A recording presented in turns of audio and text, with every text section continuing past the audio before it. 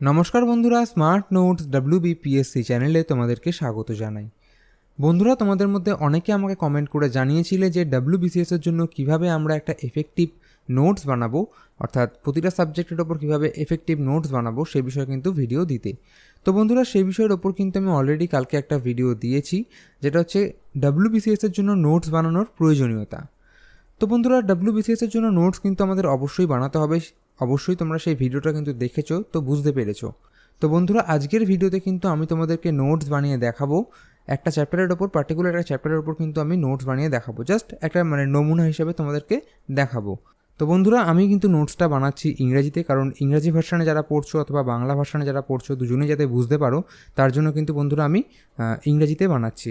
যদি আমি নিজের জন্য এই নোটসটা বানাতাম তাহলে কিন্তু এই নোটসটা আমি অবশ্যই বাংলায় বানাতাম, ঠিক আছে? তাহলে তোমরা যারা বাংলা ভার্সান প্রিপারেশন নিচ্ছ তারা কিন্তু অবশ্যই বাংলায় বানাবে। আর বন্ধুরা, একটা কথা বলে রাখি, এটা কিন্তু একদম নমুনা নোটস, ঠিক আছে? এটা কিন্তু জাস্ট তোমাদেরকে দেখানোর জন্য তৈরি করছি। এর সাথে হয়তো আরও অনেক ইনফরমেশন কিন্তু এই চ্যাপ্টারে যোগ হতে পারে, ঠিক আছে? তো সম্পূর্ণ ভিডিওটা কিন্তু অবশ্যই দেখতে থাকো। আর তোমরা কিন্তু অবশ্যই বন্ধুরা চ্যানেলে নতুন হয়ে থাকলে চ্যানেলটা সাবস্ক্রাইব করে রাখবে। আর তোমরা কিন্তু অবশ্যই লাইক এবং কমেন্টস করবে, কারণ তোমাদের এক একটা লাইক এবং কমেন্ট কিন্তু আমাকে উৎসাহিত করে পরবর্তী ভিডিওগুলো বানানোর জন্য। তাহলে বন্ধুরা চলো নোটস বানাতে বানাতে কথা বলা যাক। তো বন্ধুরা, নোটস বানানোর জন্য কিন্তু আমাদের একটা ভালো খাতার প্রয়োজন। একটু মোটা দেখে খাতাটা কিনতে হবে, আর তার কাগজগুলো যেন একটুখানি মোটা হয়, ঠিক আছে? কারণ নোটস কিন্তু বন্ধুরা আমরা একবারই বানাবো, আর সেই নোটসটা কিন্তু আমরা সারা জীবন রেখে দেবো, ঠিক আছে? তো সেক্ষেত্রে খাতাটা কিন্তু ভালো থেকে ব্যবহার করতে হবে। আর তোমরা বন্ধুরা চেষ্টা করবে প্রতিটা বিষয়ের জন্য, অর্থাৎ এক একটা সাবজেক্টের জন্য কিন্তু একটা করেই খাতা করতে, ঠিক আছে? কোনো সাবজেক্টের জন্য ধরলাম আমি ইতিহাসের জন্য বা পলিটির জন্য একটুখানি লেখালেখি বেশি হলো, তো সেক্ষেত্রে বন্ধুরা ম্যাক্সিমাম দুটো খাতা, এর বেশি যেন না হয়। আমার মনে হয় প্রতিটা সাবজেক্টের জন্য একটা করে খাতা করলেই কিন্তু এনাফ হয়ে যাবে, তাও মনে হয় কিছু পেজ থেকে যাবে। আচ্ছা, আর বন্ধুরা দরকার ভালো পেন। তো ভালো পেন বলতে বন্ধুরা, তোমরা যে পেনগুলোতে লিখতে কমফোর্টেবল সেই পেনেই লিখবে, তবে মাল্টি কালার পেন কিন্তু ইউজ করবে। অন্ততপক্ষে বন্ধুরা লাল, কালো এবং নীল এই তিনটে কালার কিন্তু ইউজ করবে। আর বন্ধুরা 2 থেকে 3টে কালারের হাইলাইটার কিন্তু ইউজ করবে। তো এগুলো কী কাজে লাগবে তোমরা কিন্তু দেখতে পাবে আস্তে আস্তে, ঠিক আছে? আচ্ছা, আর বন্ধুরা অবশ্যই কিছু A4 সাইজের পেজ কিন্তু লাগতে পারে, তো সেটার ব্যবস্থাও তোমরা করে রাখবে।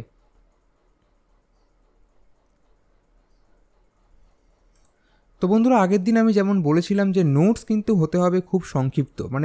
আমরা ধরো যে বইটা পড়ছি সেই বইটা থেকে কিন্তু আমরা নোটস বানাবো, আর বইটাতে ঠিক যেরমভাবে পরপর সিকোয়েন্স ওয়াইজ ঘটনাগুলো সাজানো রয়েছে সেভাবেই কিন্তু আমরা নোটসে লিখবো। তবে আমরা যে নোটসটা বানাবো, যে টেক্সটটা লিখবো সেটা কিন্তু হবে অনেক সংক্ষিপ্ত, টু দ্য পয়েন্ট কিন্তু নোট হবে। একদম কিওয়ার্ডের ওপর কিন্তু ভিত্তি করে নোটসটা আমাদের তৈরি করতে হবে। একদম এক্সট্রা লিখবো না, যাতে আমরা পরবর্তীকালে বুঝতে পারি এমনভাবে লিখলেই কিন্তু হবে। এক্সট্রা সেন্টেন্স করার জন্য কিন্তু এক্সট্রা লেখা এটার কোনো দরকার নেই। কেননা বন্ধুরা, তোমরা কিন্তু সকলেই জানো যে বই কিন্তু আমাদেরকে অবশ্যই পড়তে হবে, ঠিক আছে? বই না পড়লে কিন্তু হবে না। তো সেক্ষেত্রে নোটসটা জাস্ট আমাদের পরীক্ষার আগে কিংবা মাঝে মধ্যে একবারে 3 থেকে 4 ঘন্টার মধ্যে কিন্তু পুরো সাবজেক্টে যাতে চোখ বুলিয়ে ফেলতে পারি তার জন্য কিন্তু বানানো হয়। তো বন্ধুরা, নোটস বানানোর ক্ষেত্রে প্রথমে আমরা যে বইটা পড়ি সেই বইটা প্রথমে একবার পড়বো, ঠিক আছে? তারপর সেকেন্ড আরেকবার কিন্তু রিভাইজ করতে হবে সেই বইটা, ঠিক আছে? রিভাইজ করার পর কিন্তু আমরা নোট বানাতে বসবো। প্রথমবার যখন আমরা পড়বো তখন পেন্সিল দিয়ে ইম্পর্টেন্ট পার্টগুলো মার্ক করে নেবো। দেন সেই যে পার্টগুলো আমরা মার্ক করেছি তার মধ্যে থেকে কিন্তু আমরা শর্ট করে একদম কিওয়ার্ডের উপর ভিত্তি করে নোটসগুলো বানাবো, ঠিক আছে? আচ্ছা, আর বন্ধুরা চেষ্টা করবে প্রতিটা সাবজেক্টের, অর্থাৎ প্রতিটা সাবজেক্টের প্রতিটা চ্যাপ্টারের যে নোটস তৈরি হবে সেটা যেন 1 থেকে 2টো পেজের মধ্যেই কিন্তু যেন কমপ্লিট হয়ে যায়। আর বন্ধুরা, নোট মেকিংয়ের শেষে কিন্তু, অর্থাৎ প্রতিটা সাবজেক্টের নোট প্রতিটা চ্যাপ্টারের নোট শেষ হয়ে যাওয়ার পর কিন্তু 2টো পাতা করে কিন্তু ফাঁকা রেখে দেবে। কেননা ওই 2টো পাতায় কিন্তু পরবর্তীকালে তোমরা যখন MCQ প্র্যাকটিস করবে সেগুলোর জন্য যে ইনফরমেশানগুলো তোমরা নতুন পাবে সেই 2টো পাতায় কিন্তু তোমরা অ্যাড করবে, ঠিক আছে? প্রতিটা অধ্যায়ের, অর্থাৎ প্রতিটা চ্যাপ্টারের কিন্তু নোট তৈরি করার পর 2টো পাতা কিন্তু অবশ্যই ফাঁকা রেখে দেবে।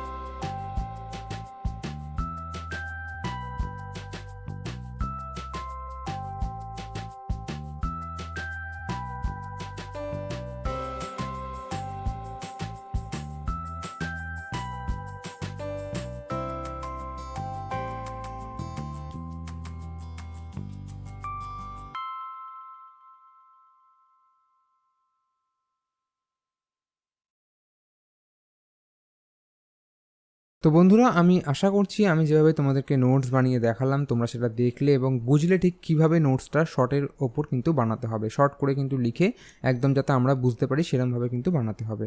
তো বন্ধুরা, যদি ভিডিওটা ভালো লেগে থাকে তাহলে অবশ্যই কিন্তু ভিডিওটা লাইক করবে, কমেন্ট করবে এবং বন্ধুদের সাথে শেয়ার করবে, আর চ্যানেলটা কিন্তু সাবস্ক্রাইব করে রাখবে অবশ্যই। তাহলে চলো, দেখা হচ্ছে পরের ভিডিওতে। ধন্যবাদ।